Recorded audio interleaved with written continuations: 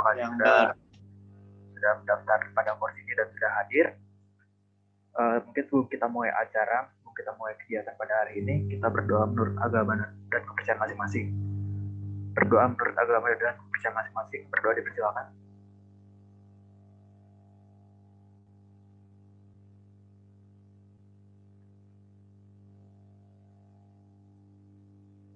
Berdoa dicukupkan. Oke, Kang Tete dan teman-teman, kegiatan course kita pada hari ini kita akan mempelajari materi mengenai HIRA, Hazard Identification, Risk Assessment, yang akan dibawakan oleh Kang Rofi Azhar Gufir dari HSS 10 16 252. Mungkin sebelum kita masuk ke dalam materinya, bakal ada safety moment terlebih dahulu yang akan dibawakan oleh Kang Raihan Aulia dan juga Kang Rafif Dava. Silakan, waktu dan tempat dipersilakan.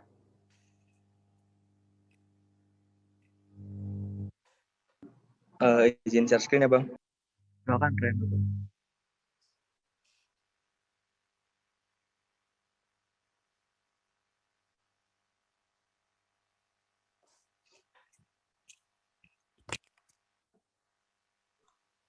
Baik, Assalamualaikum warahmatullahi wabarakatuh. Kami dari Health Safety Environment, HSE Geologi Unpad. Perkenalkan sebelumnya, saya Raihan Aulia Zainuddin, AM009, sebagai speaker, dan teman saya, Raihan Dava, AM015, sebagai operator. Kami bertugas sebagai safety officer pada kegiatan course HSE, HIRA, Hazard Identification and Risk Assessment, pada tanggal 12 Februari 2021. Kami akan memandu jalannya kegiatan safety moment.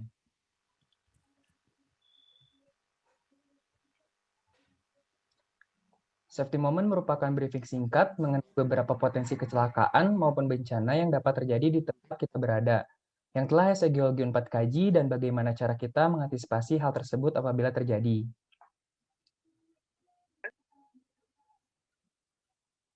Berikut merupakan peraturan umum pada kegiatan hari ini. 1. Posisikan duduk menghadap gawai dengan baik. 2. Tetap di rumah selama kegiatan berlangsung. Jika tidak, tetap patuhi protokol kesehatan. 3. Matikan audio jika tidak dibutuhkan. 4. Buat suasana acara kondusif. 5. Utamakan keselamatan. Berikut merupakan prosedur duduk menghadap gawai yang baik dan benar. 1. Posisikan bahu tetap tegap. 2. Posisikan duduk hingga sandaran kursi. 3. Atur sandaran sesuai sudut ideal kursi. 4. Posisikan kaki atau lutut sejajar atau lebih tinggi dari pinggul.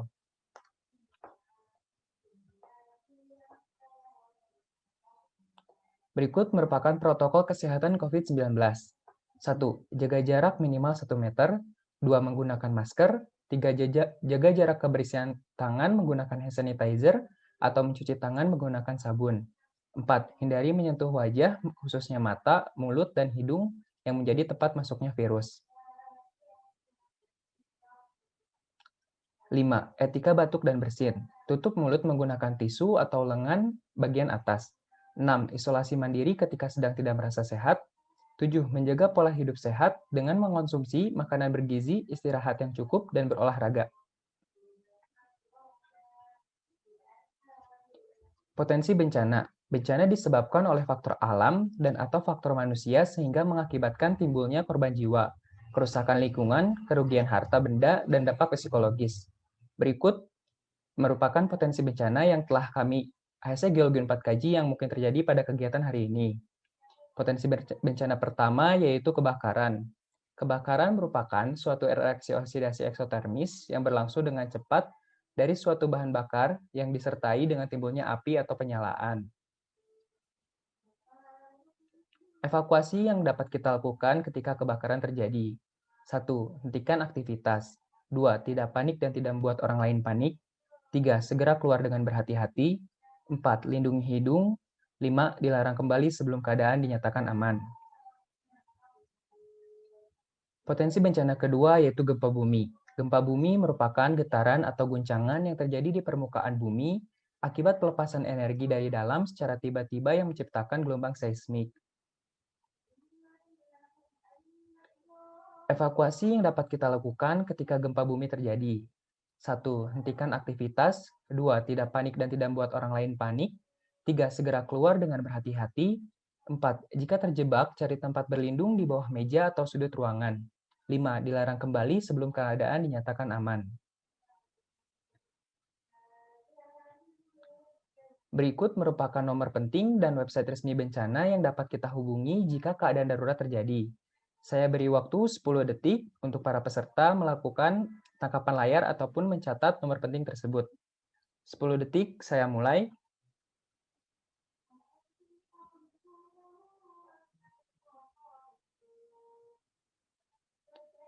Baik, saya cukupkan. Terakhir dari saya, safety is not everything, but without safety, everything is nothing. Wassalamualaikum warahmatullahi wabarakatuh.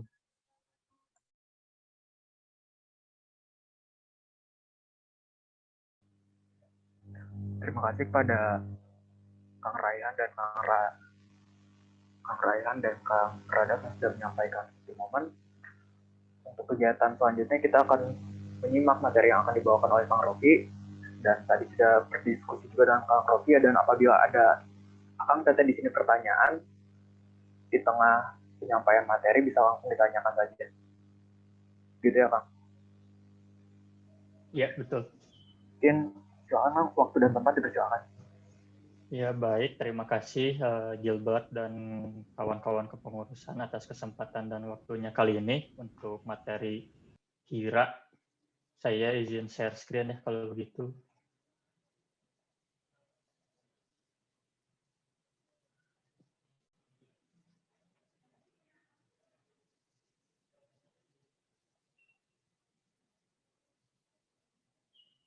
Udah muncul?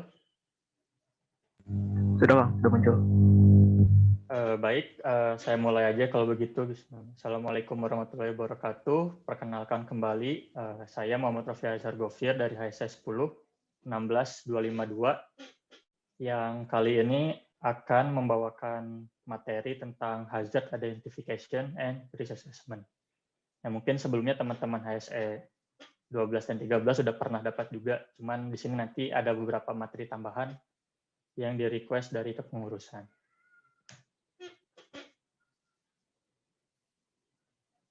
Nah, kita balik lagi nih ke apa itu HIRA. Jadi dari HIRA itu sendiri kan bahasa Inggris ya, tapi dalam bahasa Indonesianya dan versi-versi institusi lain itu ada beberapa bahasa yang berbeda, seperti menurut PP itu mengenai SMK 3 yaitu Sistem Manajemen Kesehatan Keselamatan Kerja.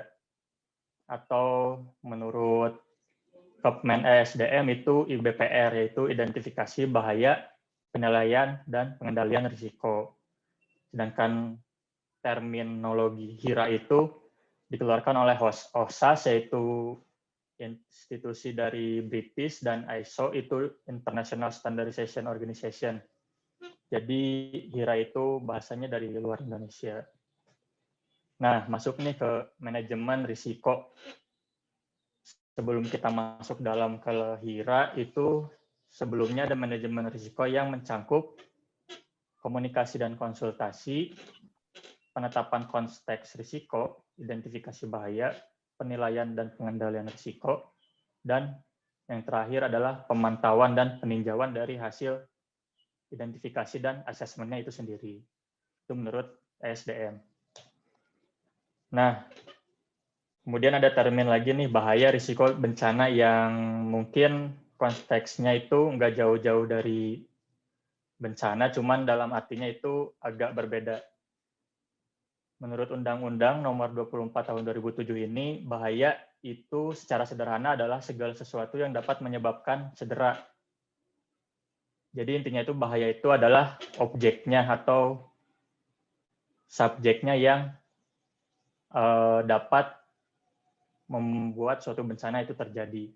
Sedangkan risiko adalah peluang suatu bahaya itu dapat mencelakakan atau menimbulkan bencana.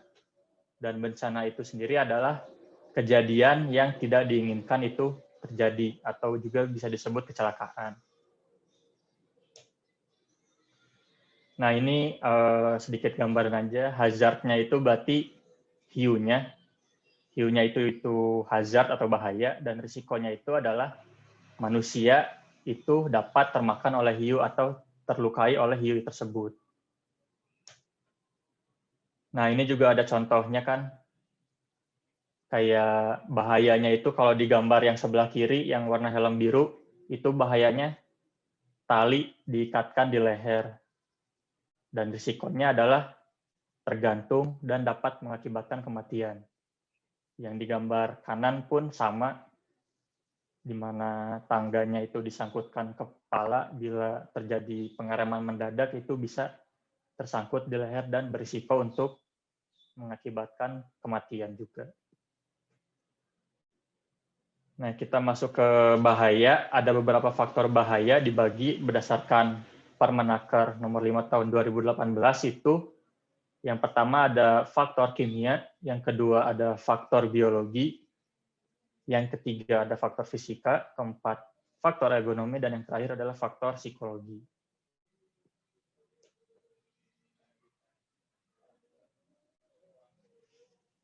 Nah, kita masuk ke identifikasi bahaya, di mana dalam artinya itu sendiri adalah upaya sistematis untuk mengetahui adanya bahaya dalam aktivitas organisasi. Identifikasi bahaya merupakan landasan dari sebuah manajemen risiko. Jadi, sebelum melakukan asesmen risiko dan manajemen risiko di tahap berikutnya, hal yang pertama dilakukan itu adalah mengetahui bahaya yang akan kita hadapi di suatu kegiatan. Nah, ini beberapa teknik identifikasi bahaya. Itu yang pertama ada metode pasif, yang kedua metode semi proaktif, dan yang ketiga itu metode proaktif. Ini kalau ada yang mau ditanyain langsung dipotong aja ya, bisa raise hand atau langsung nyalain speakernya. Masuk nih ke metode pasif, yaitu pengertiannya adalah identifikasi bahaya yang kita ketahui setelah kita mengalami sendiri secara langsung. Contohnya, seseorang akan mengetahui adanya bahaya lubang di jalan setelah tersandung atau terperosok ke dalam lubang tersebut. Nah, kelemahan ini metode yang paling lemah karena kita menunggu bahayanya ini menimpakan bencana kepada kita, baru kita mengetahuinya. Jadi ini sangat rawan untuk dalam sistem manajemen keselamatan. Nah, kemudian yang kedua ini ada metode semi proaktif, yaitu bahaya yang hanya dapat diketahui dengan belajar dari pengalaman orang lain. Kita tidak perlu mengalaminya sendiri. Jadi hampir sama kayak yang pasif, kejadian bencana atau kecelakaannya sudah terjadi, namun kita tahu kecelakaan tersebut dari misalnya perusahaan sebelah atau organisasi tetangga yang mengalami kecelakaan tersebut, kemudian kita mempelajari bencana tersebut.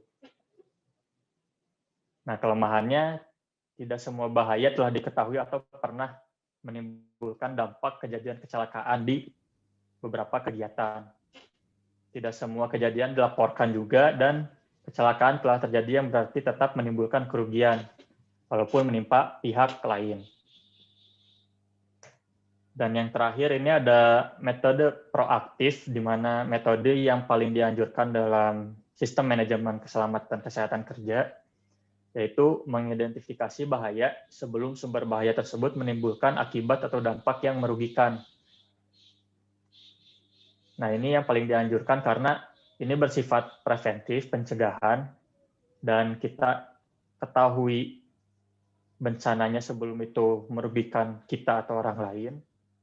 Bersifat sustainable improvement, meningkatkan awareness dan meningkatkan penghematan karena kita sudah mengetahuinya sebelum kecelakaan atau bencana itu terjadi.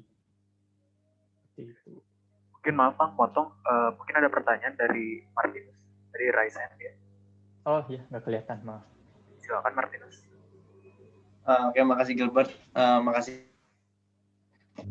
Ya, tadi nggak tahu saya terpotong atau enggak. Yang bagian jenis bahaya, kalau nggak salah ada yang kimia, biologi, dan sebagainya itu, kira-kira ada contohnya nggak, Bang? Karena Jadi kadang kayak ya gimana lanjut? ada contoh jenis bahaya nggak yang tadi kan ada jenis bahaya kimia, Yang 5 itu fisika, ya. biologi. Karena kadang kayak ini masuknya ke biologi atau ke fisika ya, cuma kan ini manusia, cuma ini tindakan kayak gitulah.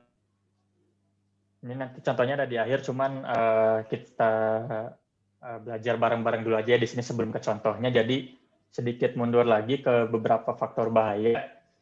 Jadi 5 faktor ini tuh ya berkaitan dengan arti secara harfiahnya 5 faktor ini.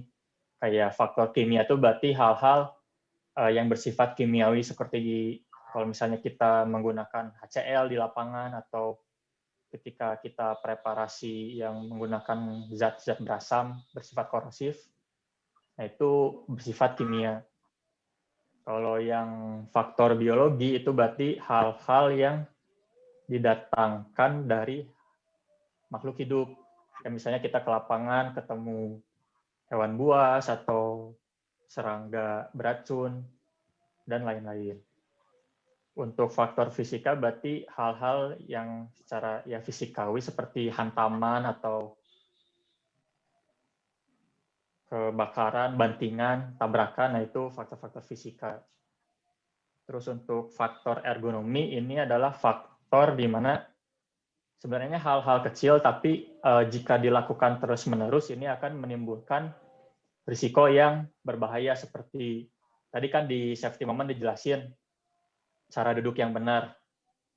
Kalau misalnya kita kebiasaan nih dari kecil sampai tua, nanti duduknya bagian pinggulnya nggak menempel pada posisi belakang, itu nanti bakal bahaya di masa yang akan datang.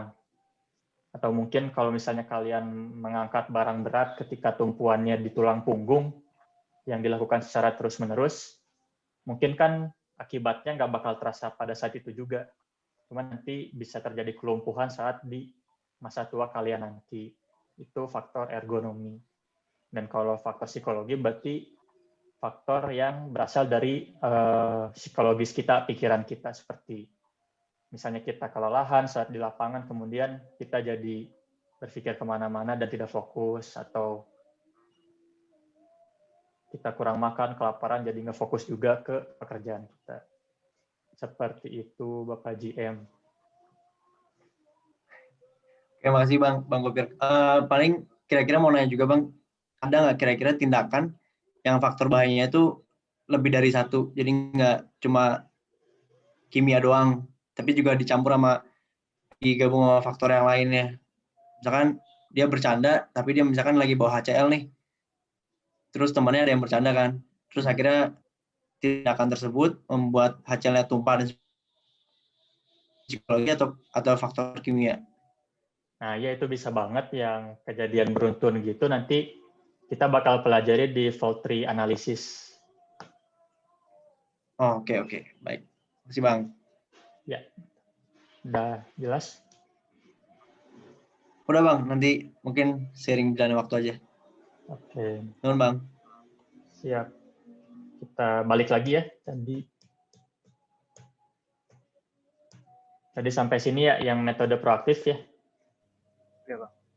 Ini metode yang paling dianjurkan karena ya tadi kuncinya itu bersifat preventif karena kita mengetahui sebelum bencana itu terjadi dan menimbulkan kerugian.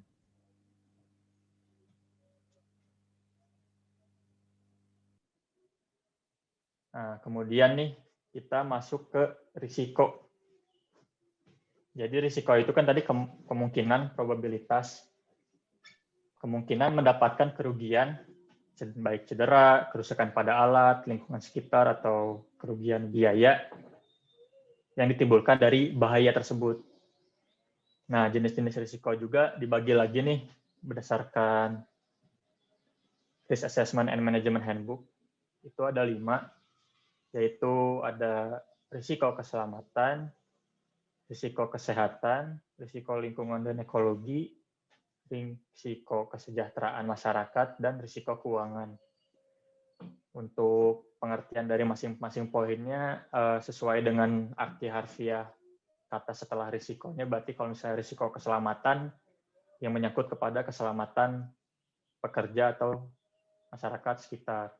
Kalau risiko kesehatan berarti ke kesehatan, kalau ke lingkungan berarti dampak lingkungan, kalau risiko kesejahteraan masyarakat berarti dampaknya terhadap aktivitas kita kepada masyarakat yang berada di suatu lokasi tersebut, dan risiko keuangan berarti kerugian yang didapatkan dari bencana yang terjadi. Seperti itu. Setelah kita tahu apa itu risiko dan jenis-jenisnya, masuk kita ke analisis risiko. Jadi yang pertama ini ada analisis risiko kualitatif, yaitu analisis yang menggunakan matriks risiko yang menggambarkan tingkat dari kemungkinan dan keparahan suatu kejadian yang dinyatakan dalam bentuk rentang dari risiko paling rendah sampai risiko paling tinggi. Jadi ini nanti kita langsung aja nih ke slide berikutnya. Nah ini yang kualitatif severity itu keparahannya, likelihood itu si tingkat kemungkinannya. Untuk memasukkan suatu risiko ke dalam tabel ini sangat kualitatif kalau metode yang ini, karena dari deskripsinya sendiri itu kan kita lihat nih, yang warna merah ini katastrofik, berarti mengakibatkan kehilangan nyawa, cacat permanen, kerusakan lingkungan parah, kebocoran limbah B3, kerugian finansial yang sangat besar, biaya pengobatan yang lebih dari 50 juta. Nah ini tuh sangat kualitatif, dan seperti yang kerugian finansial yang sangat besar kan berarti tergantung perusahaannya itu sendiri. Perusahaan kecil bisa saja menganggap kerugian finansialnya sangat besar, tapi untuk perusahaan besar itu sangat kecil, dan itu sangat kualitatif. Jadi nanti kita masukin risikonya dari akibat dari risiko itu sendiri jika terjadi, dan tingkat probabilitasnya itu didapatkan dari data empiris atau biasanya dari pencatatan HSE officer di site tersebut. Kemudian ada analisis risiko semi kuantitatif, yaitu analisis yang menggunakan data numerik dengan nilai atau skor tertentu yang sudah ditetapkan sesuai dengan tingkat risikonya. Jadi karakteristik untuk analisis semi kuantitatif ini, pada setiap deskripsi nilai diberikan nilai-nilai namun tidak menggambarkan besarnya kemungkinan dan konsekuensi sebenarnya. Jadi ini seperti kesepakatan aja dari angkanya yang sebenarnya agak kualitatif juga, cuman digambarkan dalam angka. Lalu ketepatan hasil analisa sangat bergantung pada pengalaman orang yang melakukan analisa, karena berdasarkan data empiris atau pencatatan HSE officer di suatu lokasi. Nah ini untuk komponen perhitungannya, formula perhitungan risiko itu sama dengan probability atau kemungkinan dikali frekuensi atau keseringan, dan dikalikan dengan severity atau keparahan.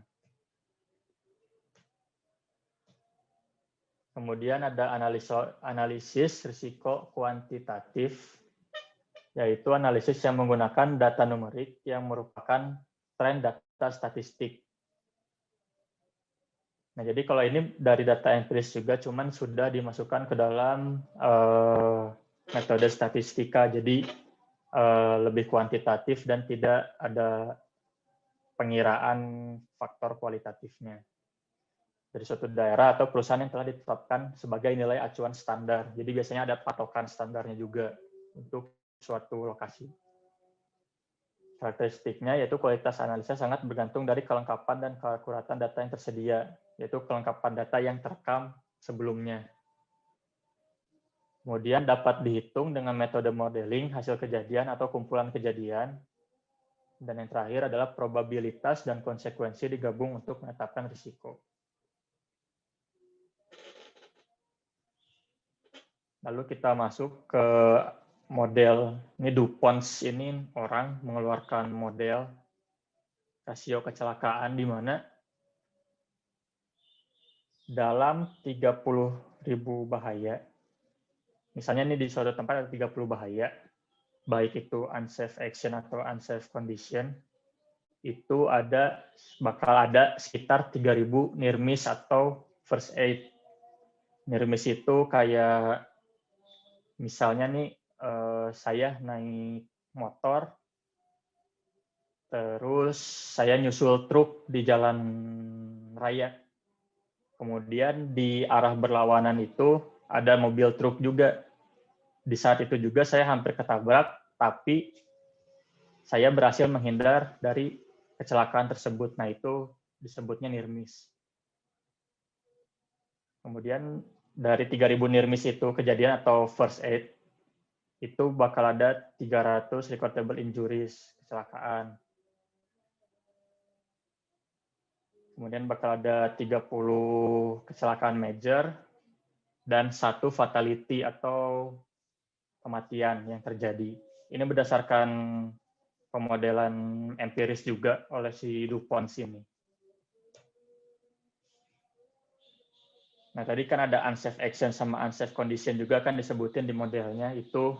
Nah, DuPont juga memodelkan 3 faktor kecelakaan nih, di mana kebanyakan kecelakaan itu didasari oleh unsafe action. Unsafe action itu apa? Berarti aksi yang tidak aman, tindakan yang tidak aman. Dan tindakan yang tidak aman itu kan bersumber dari kita manusia. Itu sekitar 88% menyebabkan kecelakaan. Sisanya 10% unsafe condition atau kondisi tidak aman yang merupakan faktor di luar tindakan manusia. Dan 2% adalah natural factor atau faktor alam yang sangat kita tidak bisa kendalikan. Nah, ini ada iceberg teori atau teori bongkahan gunung es. Jadi, teori ini tuh menjelaskan di mana suatu kecelakaan itu kerugiannya tidak seperti apa yang kita lihat. Kayak misalnya nih, dalam suatu tambang ada kecelakaan, seseorang tertinggal alat berat.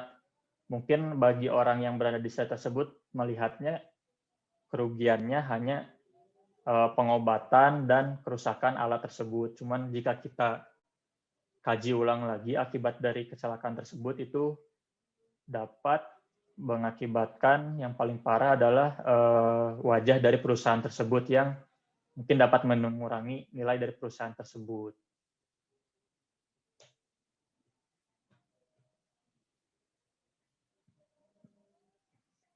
Kemudian di sini ada tahapan penyebab kecelakaan menurut Frank Ebert, yaitu disebutnya teori domino. Jadi teori ini itu menjelaskan tentang tahapan dari penyebab-penyebab bagaimana suatu bencana atau kecelakaan itu dapat terjadi.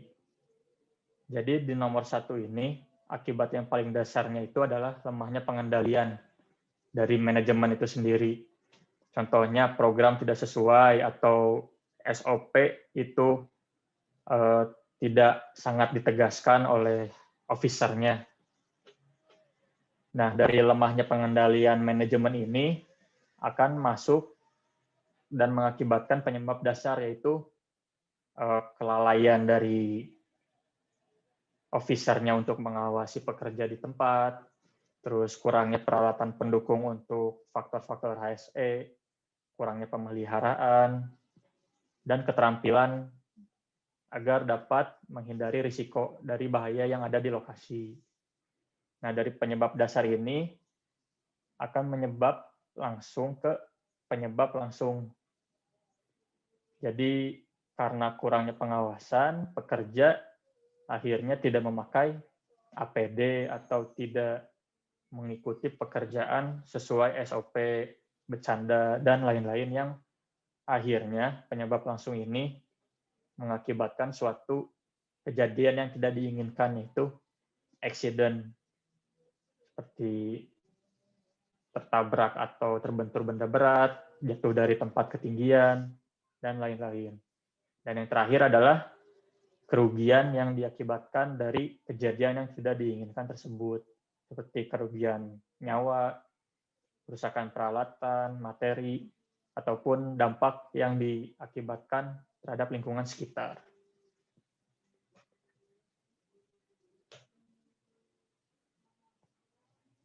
Nah, dari sistem manajemen K3 ini, berdasarkan ISO nomor sekian, itu ada tahapan untuk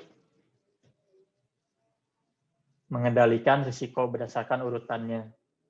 Jadi dari yang paling atas ini, itu adalah pengendalian risiko yang kehandalannya paling tinggi.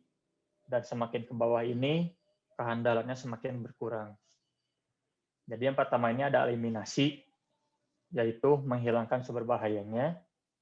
Substitusi itu mengganti sumber bahayanya. Perancangan atau rekayasa itu berarti melibatkan engineer untuk melakukan rekayasa suatu tempat. Kemudian administrasi itu seperti SOP atau safety sign yang meningkatkan awareness pekerja di tempat. Dan yang terakhir itu yang paling kecil kehandalannya adalah APD atau alat pelindung diri. Nah, ini contohnya nih dari tahapan hierarkinya. Jadi misalnya ada bahaya. Bahayanya itu adalah hiu. Di pantai itu ada hiu. Berarti hal yang paling ampuh untuk kita mengatasi risiko yang diakibatkan oleh bahaya ini adalah menghilangkan hiunya, melakukan eliminasi. Berarti udah jelas tuh bahayanya nggak bakal menimbulkan bencana karena hiunya juga udah nggak ada. Kemudian di substitusi itu ya udah kita tukar aja hiunya dengan misalnya bola atau diganti jadi lumba-lumba yang sama-sama hewan juga. Tapi kalau misalnya hiunya ini nggak bisa kita hilangkan atau kita pindahkan, itu kita masuk ke rekayasa, di mana kita mengandangi diri dengan jeruji ini sehingga bahayanya tetap ada tapi dapat minimalisir si bahayanya ini menyebabkan bencana kepada manusia.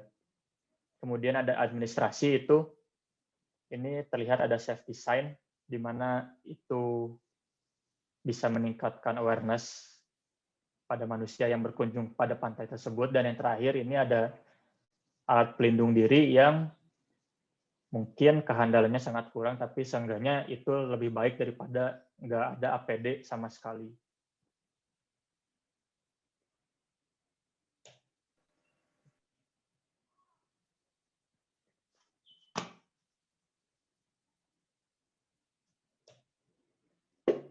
Nah, ini kita masuk ke lebih detailnya, eliminasi. Jadi risiko dapat dihindarkan dengan menghilangkan sumbernya. Kalau pada contohnya itu berarti misalnya ada mesin besi, itu kalau misalnya bisa dimatikan agar tidak mengganggu pendengaran, itu dimatikan. Kemudian substitusi tadi juga sudah dijelaskan, misalnya ada penggunaan bahan pelarut yang bersifat beracun, tapi jika dapat diganti dengan bahan pelarut yang tidak seberacun yang sebelumnya, itu bisa diganti. Kemudian perancangan, rekayasa atau engineering itu seperti tadi melibatkan teknik-teknik untuk meminimalisir risiko yang disebabkan oleh bahaya tersebut. Kalau misalnya di aspek geologi kita, analisis kestabilan lereng itu masuk ke rekayasa. Terus administrasi itu yang sekarang kita pelajari, standar-standar, SOP, dan yang diterapkan di tempat itu safety sign. Dan tadi yang kita lakukan sebelum course dimulai yaitu safety moment atau safety induction. Dan yang terakhir APD itu contohnya ada safety helmet, safety glove, safety goggles, earplug, safety shoes, dan vest. Atau yang sekarang kita sering gunakan itu masker.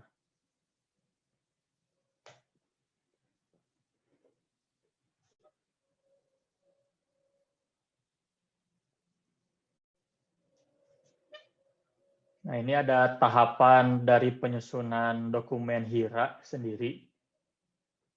Jadi dokumen HIRA ini disusun. Yang pertama kita tinjau itu adalah ruang lingkupnya. Ruang lingkupnya itu yang pertama posisi pekerjaannya. Misalnya posisi pekerjaannya geologis. Aktivitasnya berarti ada geological mapping, well site, terus ada perjalanan operasional ke site, dan lain-lain. Terus lokasi pekerjaannya juga kita tinjau dan apakah sifatnya rutin atau non-rutin. Setelah ruang lingkupnya sudah diketahui, kita masuk ke identifikasi bahaya yang tadi sudah dijelaskan berdasarkan faktor-faktornya dibagi menjadi 5 faktor, yaitu fisika, kimia, biologi, ergonomis, dan psikologis. Setelah bahaya-bahayanya sudah diidentifikasi berdasarkan kelima faktor ini, dari masing-masing bahaya itu kita kaji risiko yang dapat ditimbulkan dari masing-masing bahaya tersebut. Nah, analisis risikonya itu bisa dipilih berdasarkan ketersediaan data dan ketersediaan SDM yang melakukan asesmen risikonya itu sendiri. Setelah asesmennya itu selesai, baru kita evaluasi risikonya. Evaluasi risiko selesai, baru dari setiap risiko itu kita tinjau masing-masing apakah dapat kita hilangkan atau dapat kita substitusi, rekayasa, atau jika tidak sama sekali berarti kita masuk ke ranah administrasi dan yang terakhir itu menerapkan alat perlindungan diri. Nah, ini contohnya dokumen HIRA. Jadi misalnya pekerjaannya itu geologis, salah satu contoh aktivitasnya itu geological mapping, lokasinya di kavling masing-masing, di site, atau di hutan, atau di sungai. Nah, dari tempat ini kita tinjau dan kita bagi ke dalam beberapa faktor, seperti faktor fisika, ini misalnya ada longsoran batu, ada ranting pohon yang jatuh, kemudian untuk psikologi, misalnya tidak fokus navigasi, bercanda di jalan. Nah, dari masing-masing bahaya ini, baru kita masuk ke risikonya. Misalnya dari longsoran batu, itu bakal mengakibatin apa sih? Yaitu kita paling parahnya itu tertimbun longsoran batu. Dan tingkat keparahannya itu ke tingkat kematian. Nah, dari tingkat keparahannya atau severity ini, baru kita masukin ke penilaian risiko. Dan penilaian risiko ini tadi tergantung dari perusahaan yang mengeluarkannya.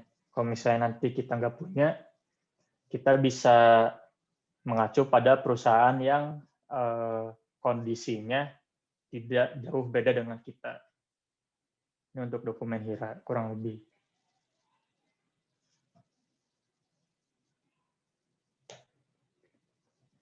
Nah, sebelum masuk ke fault tree analysis, ada yang mau ditanyain nggak tentang seputar hazard identification dan risk assessment?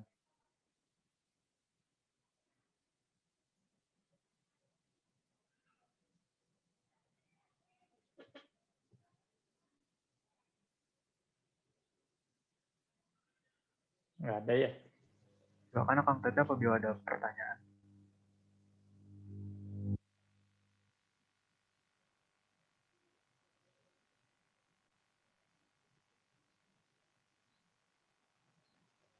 Kalau nggak ada, saya lanjut aja ke fault tree analysis atau ya singkatnya FTA aja disebutnya ke depannya. Jadi ini yang saya dapatkan secara harfiah itu yang pertama berdasarkan NASA, berarti FTA ini adalah suatu metode grafik, representasi grafik yang mengkombinasikan beberapa kesalahan yang dapat menyebabkan suatu kejadian yang sangat tidak diinginkan, atau nanti kita sebutnya top event. Kemudian kalau dari Wikipedia itu ada beberapa kata kunci yang sangat penting, yaitu fault tree analysis adalah metode dari atas ke bawah, sistem deduktif, yaitu sistem yang kita urut dari hal yang paling umum ke hal-hal yang paling khusus. Nanti bakal dijelasin contohnya, di mana hal-hal yang paling umum ini adalah top event-nya, dan hal-hal khusus ini adalah penyebab-penyebab dari top event yang sangat mendasar. Dan FTA ini menggunakan analisis dengan logika Boolean, yaitu logika yang nanti itu mungkin di zaman SMP atau SMA kalian pernah belajar di matematika dan atau. Nah, itu nanti bakal dijelaskan di contoh berikutnya. Nah, tujuan dari FTA ini adalah untuk mengidentifikasi terjadinya suatu kegagalan dari berbagai cara yang dapat mengarah pada penyebab dari terjadinya kegagalan tersebut. Jadi kita mengidentifikasi segala kemungkinan yang dapat menyebabkan suatu undesired event itu, top eventnya tersebut. Nah, manfaatnya apa? Dapat menentukan faktor penyebab yang kemungkinan besar menimbulkan kegagalan. Karena kita meninjau segala kemungkinan yang dapat menyebabkan kecelakaan tersebut. Kemudian menemukan tahapan kejadian penyebab kegagalan. Ya, karena kita melakukan dengan analisis deduktif, yaitu kita melakukan peruntutan kejadian yang saling menyebabkan dan mengakibatkan, sehingga kita dapat mengetahui urutan kejadiannya. Dan menganalisa kemungkinan sumber-sumber bahaya sebelum mengakibat kecelakaan. Nah, ini ada beberapa tahapan untuk cara membuat fault tree analysis secara berurutan menurut PISDE tahun 2002.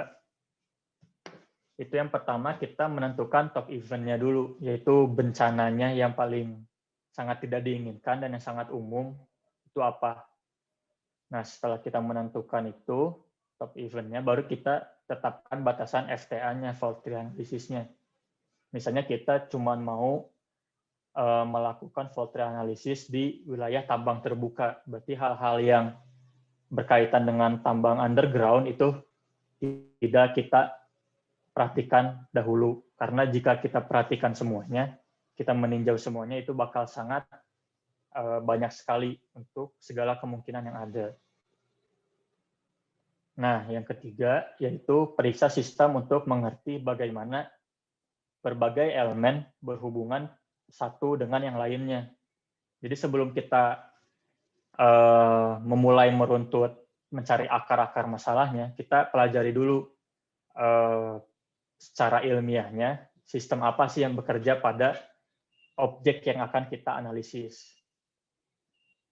Nah, setelah kita pelajari, baru kita mulai fault tree analisisnya dari top event tadi hingga hal-hal yang paling mendasar. Kemudian analisis fault tree ini, analisis pohon kesalahan ini, itu mengidentifikasi cara dalam menghilangkan kejadian yang mengarah pada kegagalan atau kecelakaan. Kemudian setelah fault tree analisisnya selesai, itu kita persiapkan rencana tindakan perbaikan untuk mencegah kegagalan. Nah, itu jika analisis kita itu ternyata tidak mencakup semua kemungkinan, berarti kita bakal melakukan perbaikan dari asesmen kita sendiri untuk menghindari kegagalan berikutnya. Nah, ini paling contoh paling sederhananya ya. Mungkin dari anak-anak ASC juga udah belajar juga kan tentang segitiga api. Dan ini saya terapkan di fault tree analysis. Jadi ini yang tadi saya sebut Boolean logic. Jadi api itu akan menyala ketika oksigen, energi panas, dan sumber bahan bakarnya itu ada dan berinteraksi satu sama lain. Jika salah satunya tidak ada, berarti api ini juga nggak bakal terbentuk. Nah, itulah yang disebut dengan logika dan. Jadi, suatu kejadian top event ini akan terjadi ketika semua komponen yang ada di bawah logika dan ini itu terjadi sesuai dengan syarat-syaratnya. Seperti itu. Ini contoh yang paling sederhana untuk logika dan.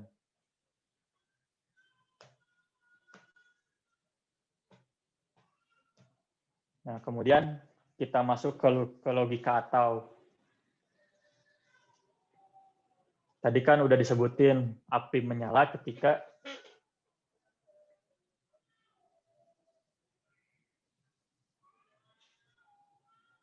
ketiga faktor ini bertemu dan berinteraksi satu sama lain. Nah, tapi kan kita juga belum tahu nih oksigennya itu bakal dari mana nih. Baru kita runtut lagi ke hal paling mendasar. Oksigen ini dapat berasal dari, yang pertama, kemungkinan pertamanya adalah dari atmosfer kita ini yang kita hirup, atau mungkin dari oksigen, dari tabung oksigen. Nah, kalau misalnya logika atau ini tidak harus kedua faktor ini terjadi, salah satu atau keduanya cukup untuk menghasilkan oksigen. Seperti itu. Kemudian untuk contoh energi panas, ada beberapa kemungkinan, saya kasih contoh 4. Yang pertama, ada radiasi sinar matahari, atau korek api, atau bara dari rokok, ataupun dari gesekan yang mengakibatkan percikan api. Ini juga sama kayak yang contoh oksigen. Nggak semuanya harus menghasilkan energi panas agar dapat terjadi panas. Yang penting minimal salah satu dari keempat ini menghasilkan panas agar panas itu terbentuk. Dan begitu juga untuk contoh yang bahan bakar ini. Seperti itu kurang lebih.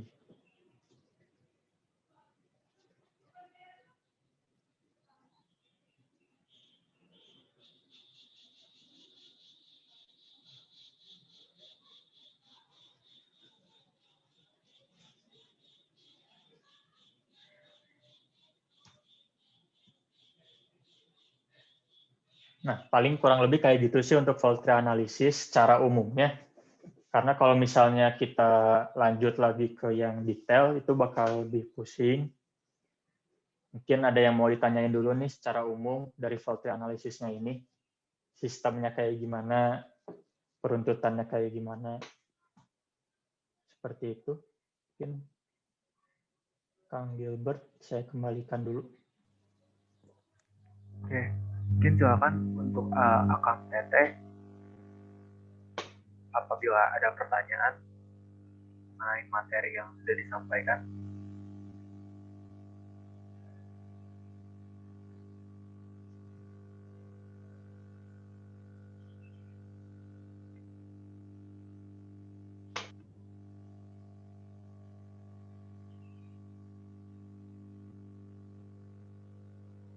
Ya, mungkin boleh nih dari Martinus. Silakan Martinus.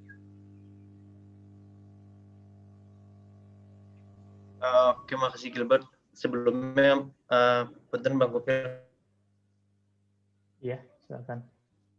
Nah, dari tadi sinyalnya lagi jelek, nanya, Bang, kan dari HSC bakal mau mengadakan survei ERP dan survei HIRA, dan kondisinya kan di FTG itu nggak ada orang kan, bukan faktor bahaya dari psikologis atau enggak, karena kan nggak ada orang sama sekali. Misalkan kita tentukan, apakah kita menentukannya dengan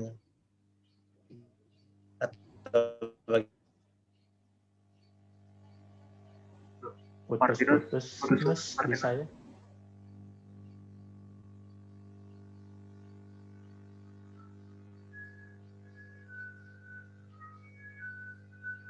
Halo Martinus. Mungkin kalau misalnya Martinus seandainya sinyalnya masih kurang bagus, bisa tulis di kolom chat.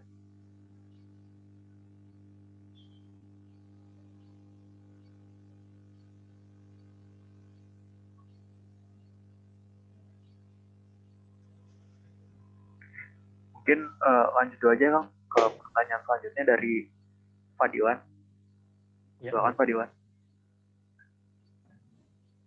Oke, sebelumnya terima kasih buat Gilbert atas kesempatannya. Buat Kang Gopir, makasih juga atas penyampaian materi yang sangat baik. Di sini saya mau nanya, dari fault tree analisis ini sendiri, berarti kita menganalisisnya berdasarkan resiko yang ada gitu ya. Misalnya kalau diambil contoh dari kabel yang berantakan. Nah, kabel yang berantakan itu kan bisa terjadi dua resiko, yaitu bisa yang pertama bisa tersandung, kemudian yang satu lagi bisa kesetrum misalnya. Nah, itu kita membuat fault tree analisisnya dari resiko yang ada, berarti kita membuat dua fault tree analisis yang berbeda atau dari kabel yang berantakan itu sendiri, Kang. Jadi mohon penjelasannya. Terima kasih. Baik, langsung dijawab aja ya Bert ya. Ya, silakan. Ya, makasih Fadilan atas pertanyaannya. Paling untuk pertanyaan yang tadi berdasarkan risikonya itu, jadi kalau misalnya fault tree analysis ini, kita tentukan dulu si bencana yang paling besarnya itu apa. Jadi hal yang sangat tidak diinginkannya itu apa, misalnya dalam kegiatan geological mapping nih, hal yang paling diinginkannya pertama itu tersesat. Nah, dari tersesat itu kan ada beberapa faktor kan yang dapat menyebabkan tersesat, itu bisa jadi GPS hilang atau tidak capability-nya seorang geologis itu untuk bernavigasi, atau mungkin karena terbawa arus sungai sehingga keluar dari kaflingnya. Nah, kayak gitu untuk fault tree analysis itu. Kalau misalnya untuk dikaji perbahayanya, kalau misalnya tadi contoh yang di lain itu kan berarti berdasarkan bahayanya kan, ada kabel berserakan, itu bahayanya, risikonya berarti bisa kesandung, bisa konslet, bisa putus, bisa apa kan. Nah, itu tuh hal umum yang pertama dilakukan di dokumen HIRA. Tadi yang tabel-tabel per bahaya, kita turunin lagi ke risikonya dan ke tingkat keparahannya. Jadi kalau misalnya nanti kalian melakukan HIRA di kampus, kalian kan pasti yang pertama kalian lakukan itu bukan kalian nentuin top event-nya dulu kan, misalnya gedung FTG runtuh, enggak kan. Tapi kalian kaji dulu kan bahaya-bahayanya apa aja, kayak lantai licin, sorokan nggak ada penutup, terus ada pasir di tanjakan. Didata dulu kan tuh bahaya-bahayanya. Dari bahaya-bahaya itu baru muncul risiko-risikonya dari setiap bahaya. Tuh. Sebenarnya ini beda metode sih untuk yang pembuatan dokumen HIRA dan fault tree analysis. Jadi untuk yang dokumen HIRA itu kan berarti dari bahayanya kita tahu risiko dan kemungkinan bencananya kan yang dari bahaya. Tapi kalau fault tree analysis ini tadi deduktif dari hal yang paling umumnya, yang paling atasnya, dari top undesired event ya, hal yang tidak diinginkannya, baru turun ke hal-hal mendasar hingga ke bahayanya. Kayak misalnya ini kebakaran, berarti kebakaran itu disebabkan oleh apa? Ketika ada oksigen, panas, dan fuel yang berlimpah kan, dan tidak terkendalikan oleh kita seorang ASE, seperti itu. Ini cukup jelas, Jalan? Atau ada yang mau ditanyain lagi? Oke, cukup terjawab Kang. Terima kasih. Ya, sama-sama. Mungkin ada tadi kontribusi kita untuk Martin. Ya, silakan Martin. Oke, Bert, coba jelas dulu nggak Bert, suaranya Bert? Jelas. Oke. Maaf kalau misalkan terpotong lagi. Tadi mau nanya ke Bang Gopir. Jadi kan nanti kita kan survei ERP-nya itu sama Hiranya itu kan dalam kondisi kampusnya sepi. Otomatis kita nggak mengetahui secara langsung nih tindakan orangnya seperti apa, tindakan mahasiswa di kampusnya seperti apa. Misalkan di lab hidro, tindakan orang-orang di hidro seperti apa kan kita nggak tahu karena emang kondisinya kampusnya kosong. Nah, apakah itu dengan begitu kita jadinya tidak menentukan faktor psikologinya. Yang faktor bahayanya itu ada yang faktor psikologi, misalkan tindakan yang seperti apa nih yang kemungkinan mahasiswa lakukan. Nah itu apakah karena nggak ada mahasiswa, kita jadinya nggak menuliskan faktor psikologinya, atau kita mengada-ngada atau menarasi sendiri kemungkinan mahasiswa tuh kayaknya dia bakal ngelakuin kayak gini nih, kayak gini-gini, atau gimana tuh Kang? Terima kasih. Oke. Ya, terima kasih untuk Martinus pertanyaannya. Paling gini aja sih, kan kalau kegiatan di kampus kan gitu-gitu aja ya. Maksudnya kayak misalnya kalian juga merencanakan kegiatan operasional di lapangan juga kan, kalian udah meruntut kegiatan apa aja kan. Iya. Dan dari kegiatan itu bakal ada risiko dari tindakan kita kan, kayak misalnya kalau misalnya kita di kampus lah paling psikologinya karena telat makan, kelaparan, apa jadi gimana kan. Atau misalnya gara-gara nugas kemalaman, ngantuk di jalan, jadi gimana. Kan kurang lebih sesuai dengan konteks kegiatan di ruang lingkup yang di assessment itu. Oke, Seperti jadi itu sih Martin. sama Bang, kira-kira kan ini kan bakal banyak beberapa ruangan ya. Misalkan lab geodinamik, lab geomorfologi, dan lab paleontologi nih. Itu semua aspek psikologi yang kayak misalkan lapar dan bercanda dan sebagainya itu dimasukin semua atau ada nggak usah dimasukin tapi masukinnya di salah satu ruangan aja sebagai perwakilan untuk semua ruangan atau bagaimana tuh Bang? Tergantung sih, cuman kalau misalnya cuman dimasukin ke satu ruangan doang kan berarti cuman di situ doang kan Iya, si sih. bahayanya. Ya kalau misalnya mau cuman nulis satu kali aja tuh bahaya yang berulang-ulang itu yang bakal kemungkinan terjadi di banyak tempat. Ya udah ada assessment satu gedung aja gitu, yang secara umum tuh apa aja kegiatannya yang dilakuin segedung.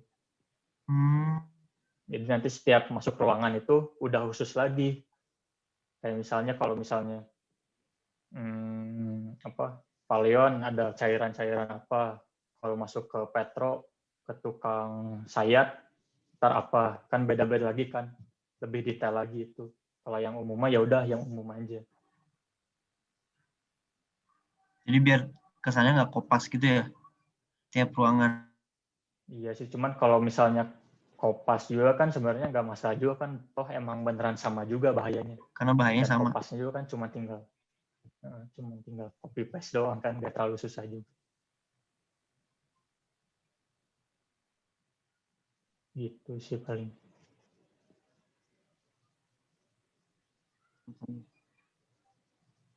Paling sama ini Bang, kan kalau nggak salah tuh di survei Hira tuh ada kolom pekerjaan ya, betul nggak Kang? Iya, betul. Nah itu pengisiannya contohnya kayak mahasiswa, dosen, atau pengisiannya kayak gimana Kang? Ya mahasiswa, dosen, atau satpam, kan kegiatannya beda-beda kan, cuman kalau yang sekiranya sama mah ya udah gabungin aja. Cuman kalau misalnya kayak yang Pak Ahmad yang tukang nyayat kan beda lagi risikonya tuh, atau apa yang lain-lain lagi. Tukang Chelsea itu kan beda lagi kan risikonya. Itu dikategorikan berdasarkan konteks kegiatannya aja. Oke. Oke. Misalkan itu kan ada di lokasi di mana tuh? Di hutan. Berarti emang disesuai dengan si aktivitasnya aja berarti ya? Kalau Google Mapping tuh orangnya siapa gitu. Jadi bukan berarti di site hutan itu eh, misalkan orangnya ada dosen, ada mahasiswa, ada tukang las atau sebagainya gitu nggak ya? Jadi memang berdasarkan aktivitasnya aja ya? Ya, berdasarkan aktivitasnya. Kan bisa aja satu tempat tapi beda aktivitas, berarti beda bahayanya lagi kan.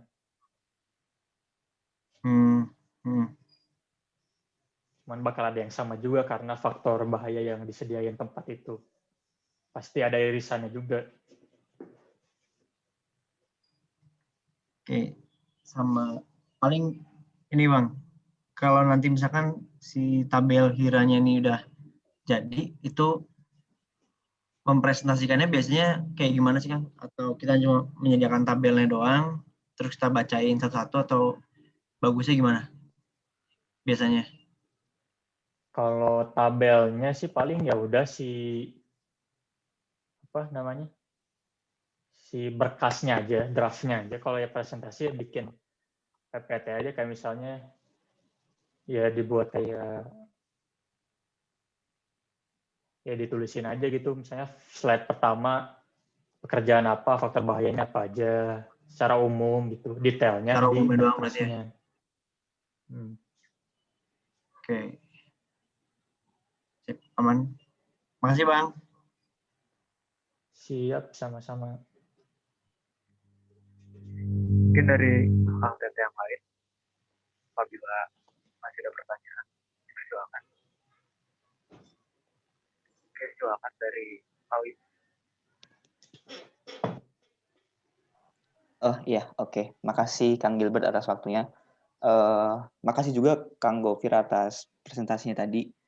Mau izin nanya Kang, jadi kan tadi dijelasin tentang dokumen HIRA, sama juga dijelasin juga tentang fault tree analysis. Jadi ini sih Kang masih rada bingung. Jadi ketika kita melakukan HIRA, itu baiknya kita pakainya dua metode itu. Kita pakai fault tree analysis juga, kita pakai yang tabel dokumen HIRA juga, atau kita bisa milih salah satu gitu kan, tergantung kondisinya seperti apa gitu. Itu gimana Kang? Nah ini sebenarnya bisa milih salah satu ya, karena kalau misalnya kita pakai HIRA pun ya dari hazard identification-nya baru risikonya dari bahayanya itu kan bakal kecakup juga kan si risikonya dari bahaya yang kita tinjau di lapangan. Kalau misalnya kalau pakai fault tree analysis, kerjanya cuma kebalikan doang. Kita melihat kemungkinan bencana yang akan terjadi, baru kita runtut ke belakang apa aja sih yang dapat menyebabkan bencana itu.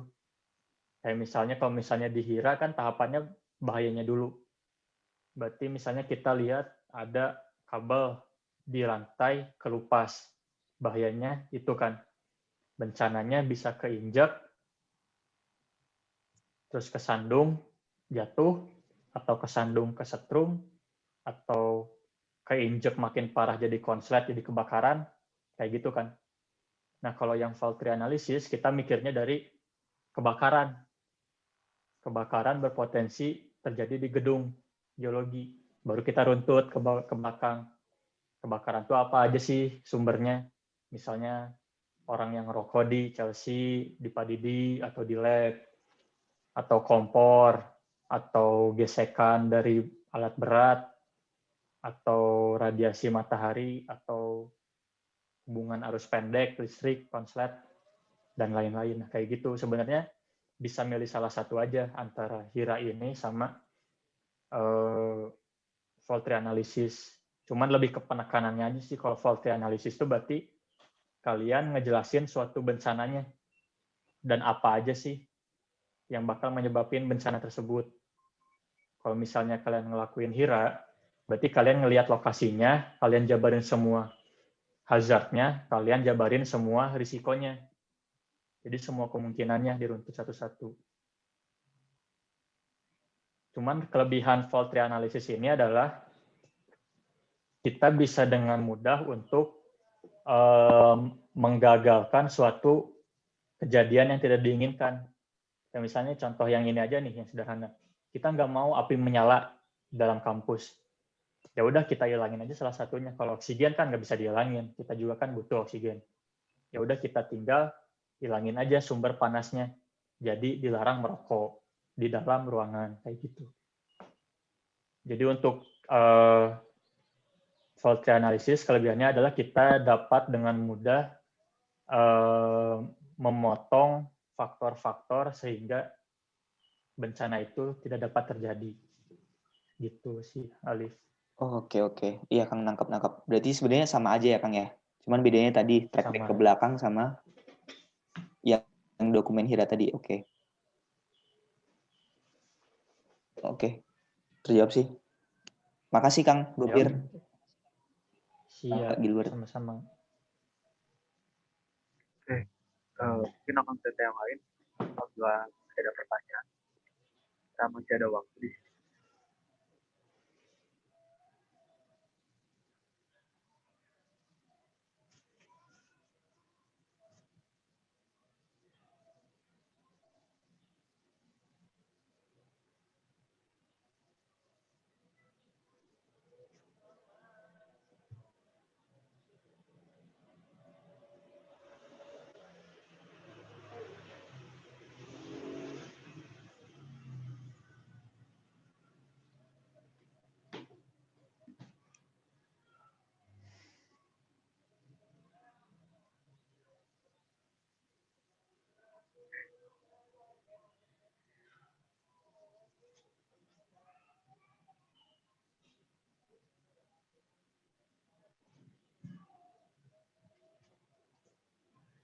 Oke, mungkin untuk pertanyaan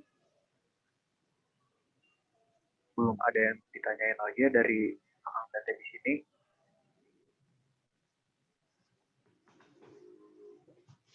Mungkin kalau misalnya tidak ada yang ditanyain lagi, kita lanjut ke kegiatan selanjutnya, Kang.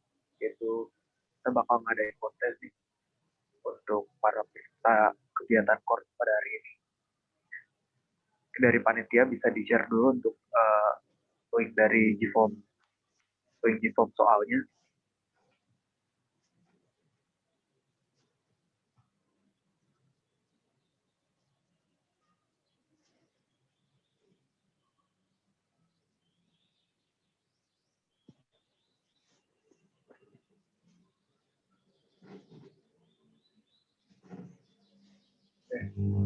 Mungkin Kang tadi di sini udah bisa dilihat ya di kolom chat udah ada link untuk post test Coursera pada hari ini. Bisa dibuka dan bisa dikerjakan terlebih dahulu. Untuk waktu pengerjaannya kita kasih waktu sampai pukul 5 pas waktu Indonesia Barat. Ini dipersilakan Kang Teteh menjawab soal-soal ini. Sampai jam berapa, Bert? Sampai jam 5 nih. 10 menit, oke. Ya.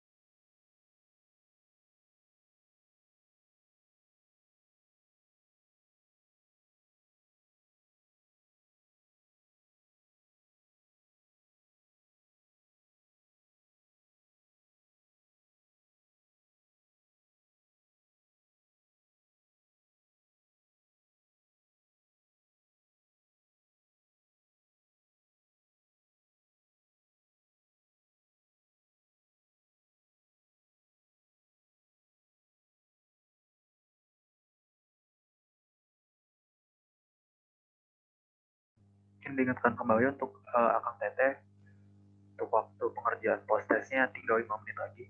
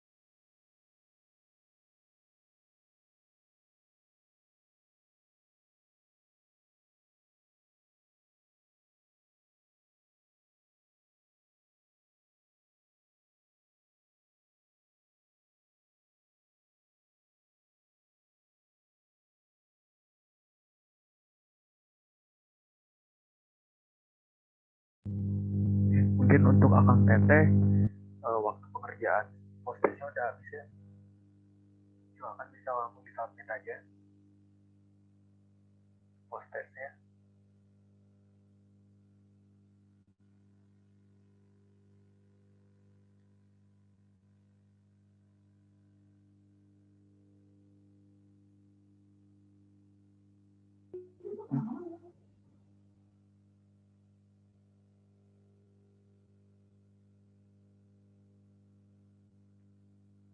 Ya mungkin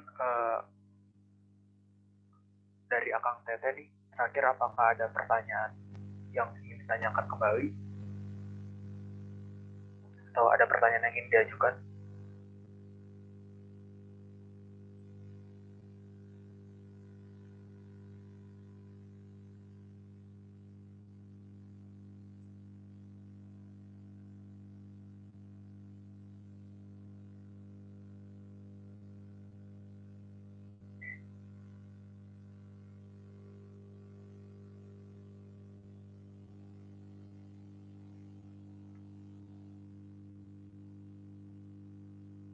Oke, mungkin udah cukup ya untuk pertanyaan. Dan sebelum untuk rangkaian kegiatan course pada hari udah beres, sebelum kita tutup, apakah dari Kang Rofi sendiri ada yang mau disampaikan kepada peserta kegiatan course pada hari ini? Cukup paling nanti lihat hasil kuisnya aja ya. Sama kalau misalnya nanti sebelum risk assessment di kampus, kalau mau sharing-sharing boleh, atau nanti hasilnya juga orang mau lihat hasil assessment-nya. Siap, Kang. Bert mau nambahin paling. Boleh, silakan, Mas. Ya benar Bang Gopir, nanti setelah emang kegiatan survei IRP dan analisis hiranya dilaksanakan, dan tim IRP akan menyusun outputnya, kemudian nanti di sekitar pertengahan Maret itu akan ada pemaparan ke anggota HSC, gitu kan, biar lebih valid lagi IRP-nya. Siap. Kalau IRP mah Adrian ya materinya? Ya sama Hira juga nanti dipaparin. Oke, barengan berarti nanti sama Adrian. Betul. Siap. Mantap. Oke. Angga Bert, lanjut. Oke. Mungkin karena rangkaian kegiatan course kita sudah selesai pada hari ini, sebelumnya dari panitia ingin mengucapkan terima kasih kepada Kang Rofi Azhar yang telah menyempatkan waktunya untuk mengajari dan berbagi ilmu kepada peserta kegiatan course pada hari ini. Dan terima kasih juga untuk kawan-kawan Akang Teteh yang sudah menyempatkan waktunya untuk hadir pada course hari ini, yang ingin mau belajar untuk menambah ilmu pengetahuannya. Semoga course ini bermanfaat buat kita semua dan dapat kita sebarkan manfaatnya untuk orang lain. Mungkin sebelum kita tutup, kita bakal ada foto terlebih dahulu ya untuk dokumentasi. Dipersilakan untuk Akang Teteh di sini untuk membuka kameranya.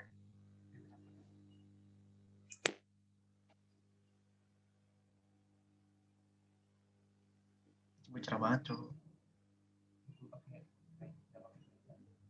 Jadi sebelum dari Kijan boleh ambil aba-aba aja. Oke Bang. Bentar Bart.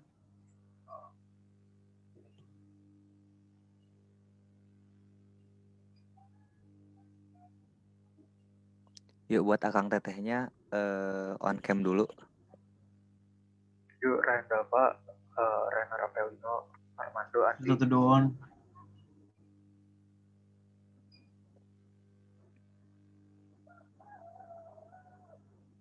Cynthia, Novi.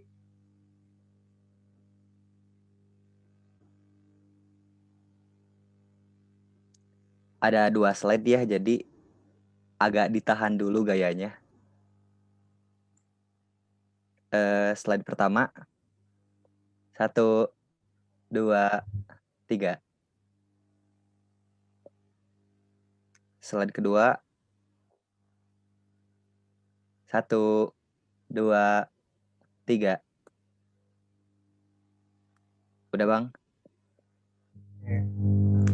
Makasih Kijan.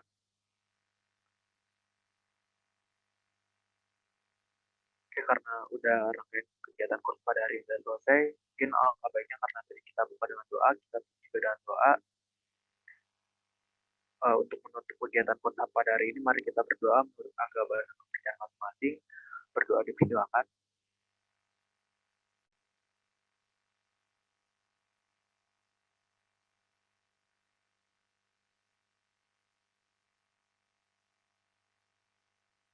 Berdoa dicukupkan.